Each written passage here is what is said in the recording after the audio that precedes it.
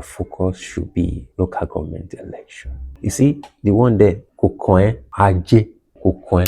If you don't vote, don't complain. And this is a serious stuff. We need to talk to ourselves. If you are above 18 or if you are 18 to 35, even to whatever age you think you are, if you don't vote, don't complain. I'm being serious this time around. Silence doesn't mean you are neutral. No, your silence has consequences.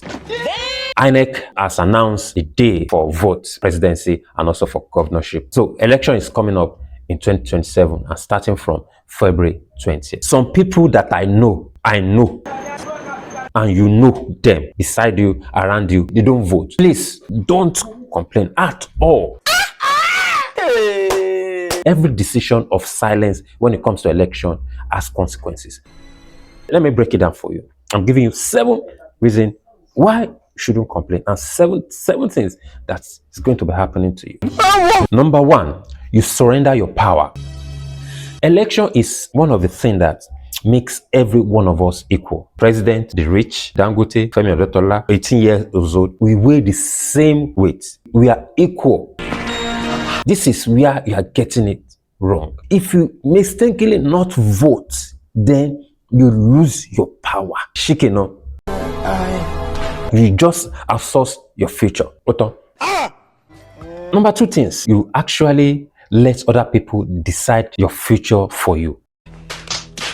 Because whoever you vote, it's actually directly deciding who goes into the House of Assembly, local government chairman or House of Assembly. They decide what you actually become in the society. They decide the number of jobs that is coming to your environment. They decide the tech creative fund. They decide the task. They decide a lot of things. If you decide to put the right people there, then you are in the game. You cannot outsource your future. You just to be in the game. Your vote counts. Another thing you guys don't know is that you weaken your generational influence. What?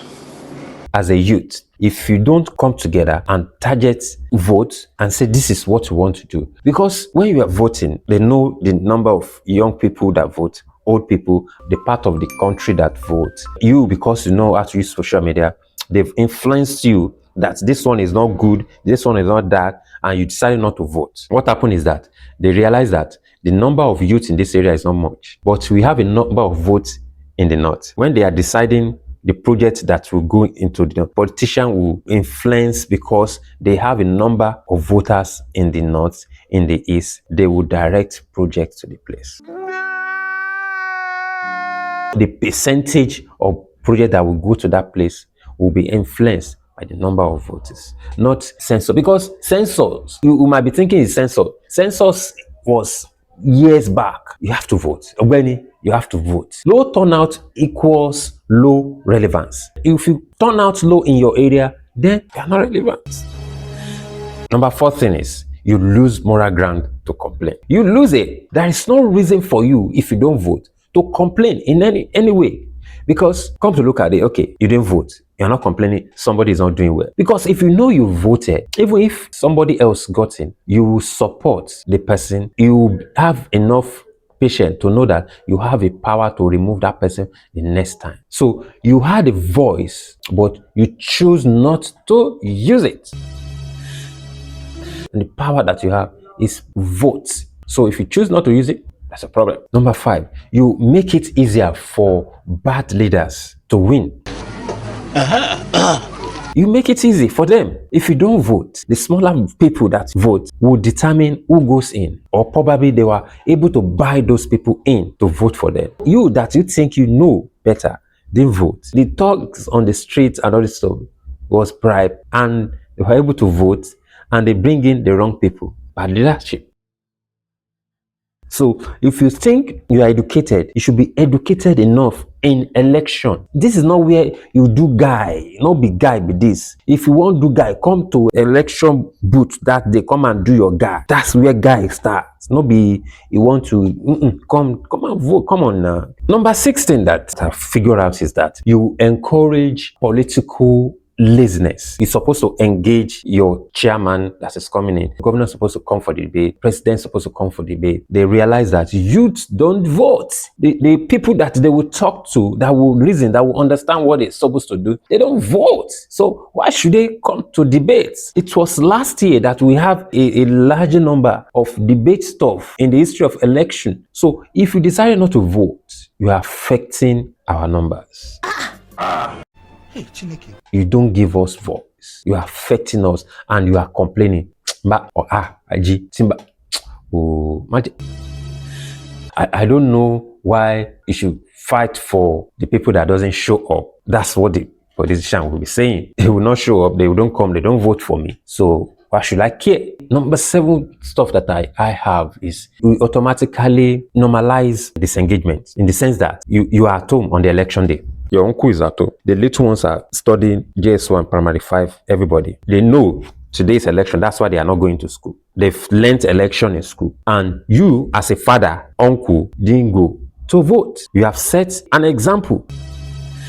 That is a major reason this generation that we have now does not vote, because the older ones, they are angry unnecessarily. What am I trying to say? Because probably those time, Abiola, we know they didn't think that they are. So does that mean you should not do it again? So it affected Gen Z because you have shown them that they don't need to vote. You are sitting at home, you don't even need to say it. Your actions speak louder. They are disengaged. They don't find any reason to do that. But one way or the other, it's affecting them. But not voting guarantees one thing. You automatically remove yourself from the equation. Chicken up. You can't say you want a change and you refuse to participate in the process that brings about that change. Does it make sense? You are fighting for change, but you are not participating in the process that brings about the change. Are you thinking right? So what change are you bringing? If you are frustrated about a leader, about a system, engage it. If you think a leader are corrupt, challenge them at the ballot box. If you want a better governance, demand for a better stuff with your votes. As simple as that. Because the future will be decided if you like it or not. It will be decided. And your vote will decide. One thing you don't know is that if you've registered and you don't go and vote, what politician does is that those people that comes out, probably low number turnout, they have their ways of using the numbers of people that registered, they vote for them one way or the other. They count them as people that came out to vote and they use the number to rig. That is what is called rigging. Oh my God. My guy, let's vote.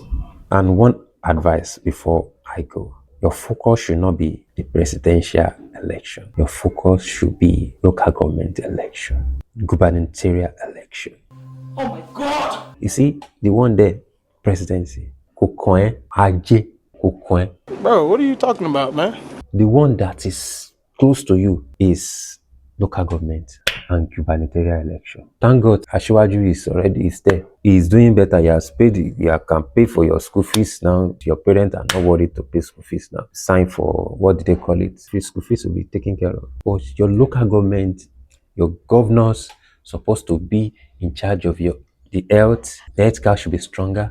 Education should be stronger. Your roads in your local areas, street light, all those things. Focus on those two. Yeah, you for talk am since now. Owó tí mo ní ni mo yá ẹ o, mo já ẹ sí ni, I don't feel life for you, Ajé.